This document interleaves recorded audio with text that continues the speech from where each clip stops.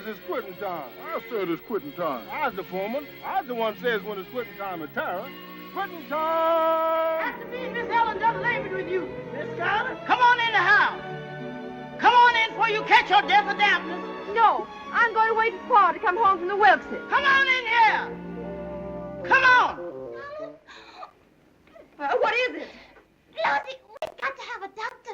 I don't know nothing about birthing babies. Is Gone with the Wind racist? I don't know. Let's talk about it. Hello and welcome to the Best Picture Winners, a full-on survey of the films Oscar crowned the best of the year. My name's Jerry, and I'll be taking a look at each film from each year of the Academy's first century and the people and events surrounding it. This time we're concluding our discussion on Gone with the Wind, accusations of racism, and revisionist history.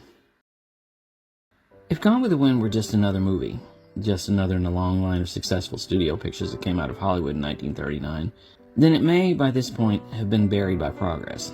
Time marches on, and art that offends us is most often left in the dust. We're offended by it, sometimes justifiably so, but we write it off as a byproduct of another time, a relic that we believe ourselves far too enlightened to condone. But Gone with the Wind is not just another movie.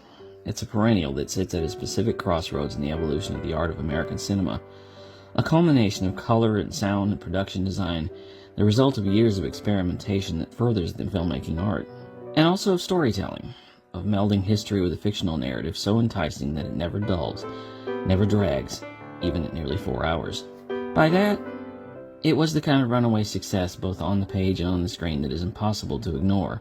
And yet, due to the time period in which it takes place, mixed with the time in which it was made, wrapped up in issues that it presents that still have yet to be resolved, there have been attempts to bury it. In this bizarre age of wokeness, Gone with the Wind is most often viewed as inappropriate, outdated, a relic of a less enlightened age that might best go the way of the minstrel show.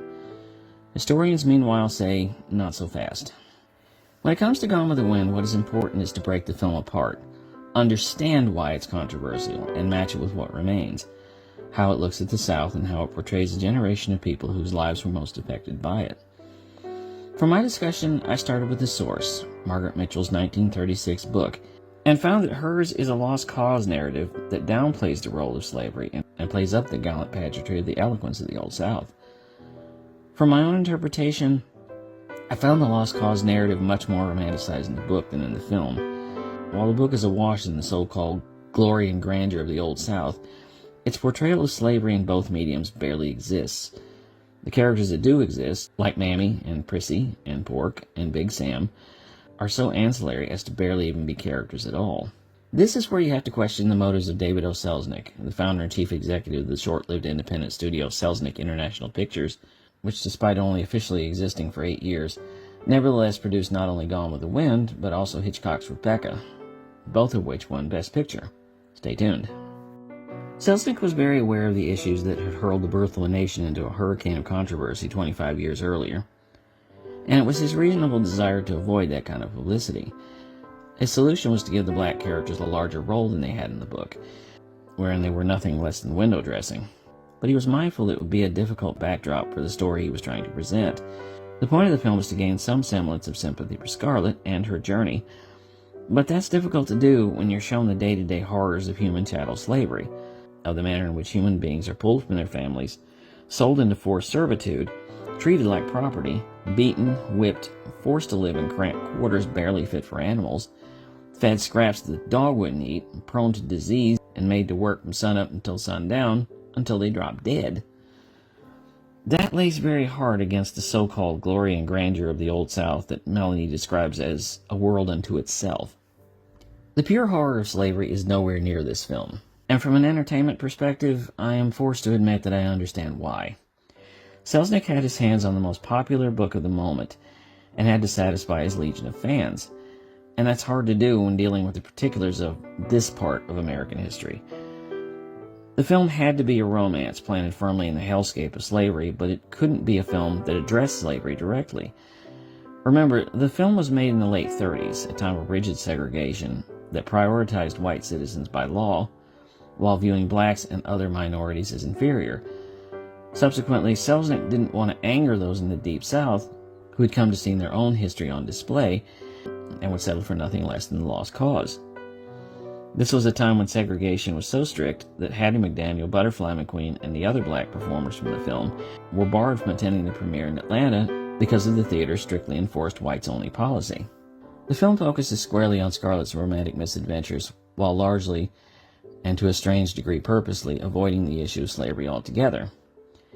It's hard to mingle the two without throwing the tone out of whack, but it's always on my mind, whether watching the film or writing about it. It's hard to ignore the idea that beyond the social gatherings with the Southern gentlemen and ladies in their fineries, the world unto itself, beyond Scarlett going to 12 Oaks to corner Ashley Wilkes, her emotional and sexual head games with Rhett, cotillions and parties and bourbon and cigars, this is taking place off screen. With that, Gone with the Wind may be the most upfront evidence that history abhors a vacuum.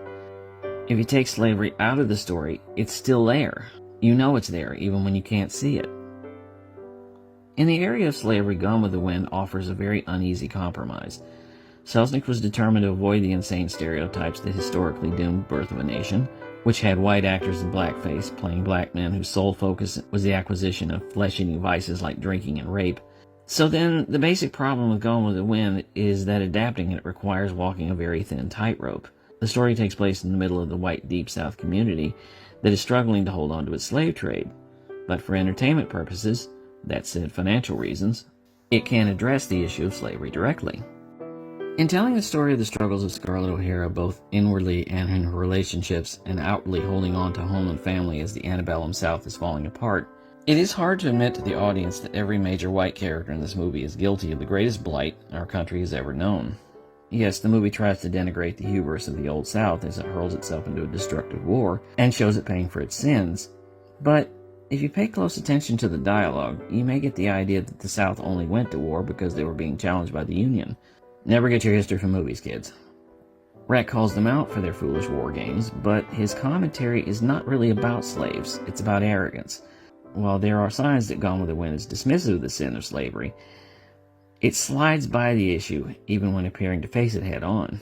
The problem rolls downhill and sort of lands on the black characters themselves. There are 4 prominent characters in Gone with the Wind: Mammy, Prissy, Pork, and Big Sam. Mammy's role is the most significant. She is the conscience of Scarlett O'Hara, and in many respects, the smartest character in the movie. She has seen Scarlett's trajectory in life since the day she was born, and fills the role that her mother is too busy being part of Atlanta's social scene to be bothered with. There's a scene after Charles has died, when she tries to comfort Scarlett, but is so out of touch that she doesn't even know that the reason she's upset is because she will have to spend a year in mourning without going to any parties. Mammy lingers in the background with a perfect understanding of what's really going on. The role of Mammy would be the thing for which Hattie McDaniel would forever be remembered, and possibly ended up being one of the most scrutinized Oscar-winning performances. Even at the time, she was criticized by the black community, particularly the NAACP, for taking a role that they felt adhered to destructive stereotypes. Whites in the South were disturbed that Mammy had such an active and familiar dialogue with the other characters, and historian Molly Haskins made the point that a slave in the Old South would never be heard yelling out the window like this. But Hattie McDaniel, in her brief lifespan after the Oscars, she died in 1952, was nothing but positive, famously stating, "I would rather make $700 playing a maid than $7 being one." Of course, one could read that her positive attitude was due to the fact that when it was all over, she still had to keep working. As much of a step forward as Hattie McDaniel's victory was, it can obscure the fact that while Mammy is a very smart and wise character, she has no real life of her own. Her only attachment is to Scarlett, and beyond that, no history, no sense of her own family or community, no real connection with anyone else. She doesn't even have a first name. The term Mammy was a title given to an older black woman during the era of the antebellum South, whose function was the care and feeding of a white family at the expense of her own. The other black characters have less than a third of that of McDaniel. Butterfly McQueen plays Prissy, a stereotypical black woman, a slave whose lack of education makes her childish and silly, prone to lies and exaggerations, in that she has no internal meter. She's supposed to be, I think, the comedy relief, but frankly, I don't really see it. Starting out her career playing stereotypical maids and housekeepers, McQueen later said that at first she didn't mind, but it started to grate on her nerves when she kept playing the same role over and over. In interviews, she was positive about the experience, but privately, she resented being associated with a series of stock characters. Her inability to break away from those limited roles is what caused her to end her film career after World War II. Butterfly McQueen lived 3 times longer than Hattie McDaniel, and so, as times got more progressive, she was able to voice her displeasure at having been so associated with the stereotype. And it is hard to parcel out exactly what the nature of Prissy is supposed to be. She's comedy relief, but there doesn't appear to be any comedy. Her one big scene in which she is slapped for lying to Scarlett about being a midwife only functions to push Scarlett into doing something she's not prepared for. Other than that, I'm not really sure what her function is supposed to be. But even with that, I can say that at least the actresses had characters with speaking roles. The men barely got anything. Oscar Polk plays the butler Pork, whose only function is dispensing information to Scarlett. He is depicted as being fiercely loyal to the O'Hara family, even after the war. And Big Sam, played by Everett Brown, got a much larger role in the book, but is largely diminished in the film. He serves as the muscle, fiercely loyal to Scarlett and her family. He rescues her from marauding carpetbaggers when they try to steal her cart. Later he can be seen joining up with the Confederacy to fight for home, and that is his entire role. There is no more to him. As you can see, these characters have a very light function to this story, with the possible exception of Mammy. The film almost seems to say this isn't their story, but that's a massive miscalculation.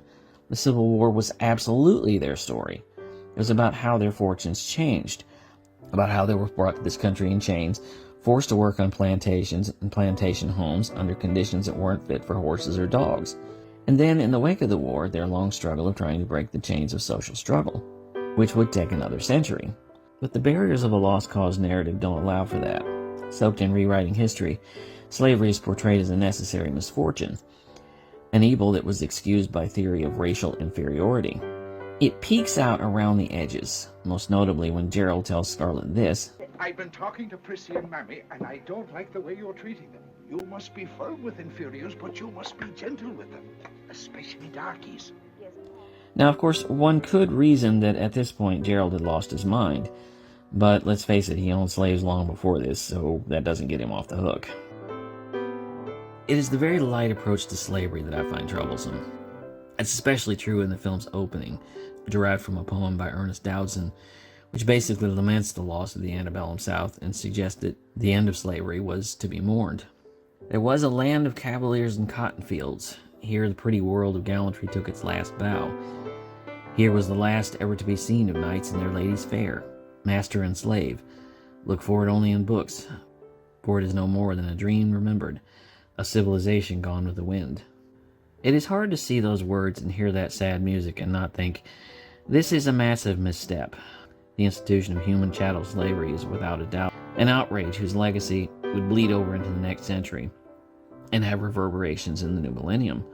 So looking back at a film that is noted as such a grand checkpoint of my country's cinematic masterworks, I find it a portrait of a place and time that isn't very honest, it isn't very accurate. Slavery is a crime that is impossible to turn away from, impossible to write out of the narrative of American history. Gone with the Wind doesn't exactly write it out, but it pushes it so far to the periphery that it seems to exist in the natural progression of the Old South without any acknowledgement of the true nature of what it was all about. So, to the larger question, is Gone with the Wind racist? In a way, yes. Again, I think it's guilty by omission. The razor's edge of this story is tilted toward the lost cause elements, so much so that they don't allow for the story of slavery to be told. As I said before, it's hard to hold on to elements of Scarlett's romantic misadventures while dealing with the misery of human bondage. Not to sound callous, but when you're selling this story to paying customers, you're kind of forced to go one way or the other. In my imagination, I like to think that Roots was the other side of this story, that film featured the parts of Gone with the Wind that you never got to see. In thinking this issue through, I find that Gone with the Wind is hard to deal with. I love what it is, but I hate what it isn't. The film is, in its framework of romantic storytelling, sheer perfection, but with a giant hole in the middle. It's a testament to the art of the moving image, while at the same time being a flawed product of its time. And so too was Hattie McDaniel's win for Best Supporting Actress. Progressive though it may have seemed at the time, it does say something that the first African-American performer to win an Oscar did so for playing a slave, which many see as one step forward and 2 steps back. There's a whole other video to be made about that, but I will note the Academy's difficulty in this area. You should know I am writing this essay less than a week after Michael B. Jordan became the 6th actor of color to win Best Actor in a Leading Role. And it could be said that in the past quarter century, the Academy has taken steps to correct misdeeds of the past. But when it comes to the Academy Awards, it threatens to become a counting game. Every year when the nominations are announced, there's a tally of diversity, of how many different cultures are represented. That's certainly a symbol of our times, but it's not insignificant. Yet it threatens to turn the Academy Awards into a matter of accounting. At its bare bones, the Oscars are an industry opinion poll. And the reasons that so often good performances go unnoticed is, I don't think, always due to racism. I think it's due to publicity and familiarity. Studios pump millions into campaigns to get their movies noticed, and familiarity because who doesn't want to vote for their friends or their favorite actor in spite of the performance itself? That could have been on the minds of the voters who selected Hattie McDaniel in 1940. She was well known at the time as a blues singer. She had been on radio, and she had been in more than 100 films. So by that point, many in the industry knew her personally, and were glad to grant her an award. The fact of seeming progressive by giving the Oscar to a black woman may have seemed like value added. It was a monumental moment, but for every stride forward, there always seems to be a step backwards. That's the nature of the Academy Awards when it comes to black performers. There's always a back and forth, always a but. I would like to see more actors of color represented, but I want to see it happen for the right reasons. Selecting a performer because they're black is pandering, and that's not what the Academy Awards should be. And yet there's always that troublesome creek that runs through the legacy of these awards. As it approaches its 100th anniversary, still no black director has ever won a Best Director, and only one black woman has ever won Best Actress in a leading role. And again, you want it to happen, but you want it to happen for the right reasons. I'm not sure if these issues will ever go away. I'm sure it will happen in the future. The question is exactly when. It has now been 8 decades since Gone with the Wind, and I'm sure that its issues will never go away. I don't believe in censorship. I believe that film should be analyzed for what it is, both right and wrong. That's the value of film and of the Oscars themselves. They invite discussion and debate, and I think that's healthy. Art in any form is a window onto the times in which it was made, and I think it has to be seen in that light. To dismiss it is culturally destructive. I understand why the tenets of the 21st century deem Gone with the Wind inappropriate. I would just ask that they understand exactly why that is. Watch it, debate it, discuss it, examine it. See it for the attitudes that we know that we can be progressive enough to change.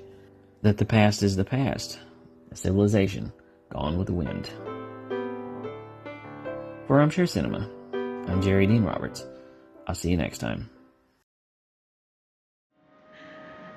Why don't you go? Why don't you leave Manderley? He doesn't need you. He's got his memories.